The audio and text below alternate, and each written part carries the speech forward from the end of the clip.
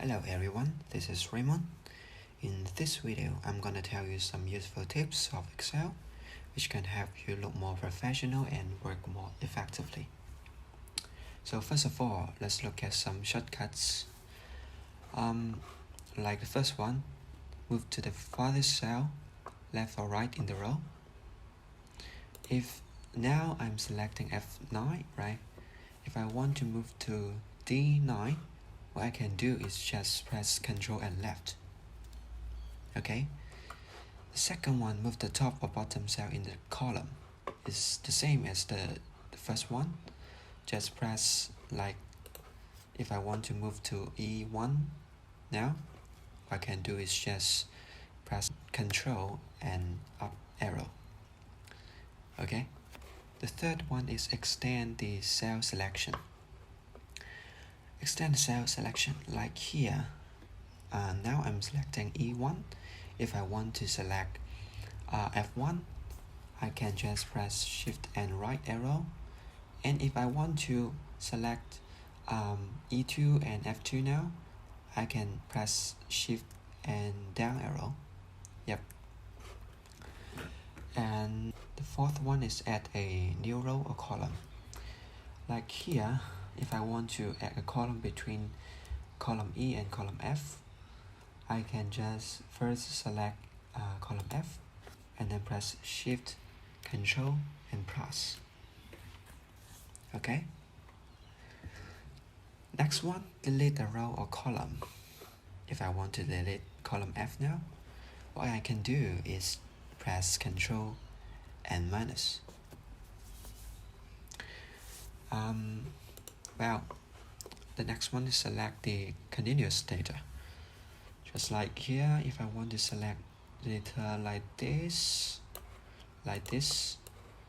sometimes we have many data like 1000 columns and 1000 rows. If I select like this, that will be not very effective. What I can do here is just select the first one and then press Shift, Control, and down arrow. And the last one is select the whole table, which we can do is just press Ctrl and A. Okay. And next, we'll look at some basic functions like sum. Like I want to calculate the sum of this column. I have two ways to do that. The first way is just use the AutoSum here.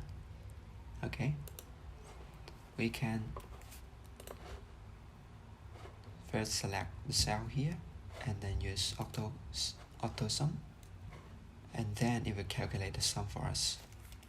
Another way is just press equal sum and then select the whole column. Okay. Next one is Octavio. Sometimes we would like to create some data like this. 1, 2, 3, 4, 5, 6, like this. Like here, we can just enter 1 and 2, and then select 1 and 2, then drag it down. We can get it. Okay. But sometimes we want to enter some data like 1, 2, 1, 2, 1, 2. If we want to do that, we can just put the first two, and then press Ctrl and then drag it down. We will get it.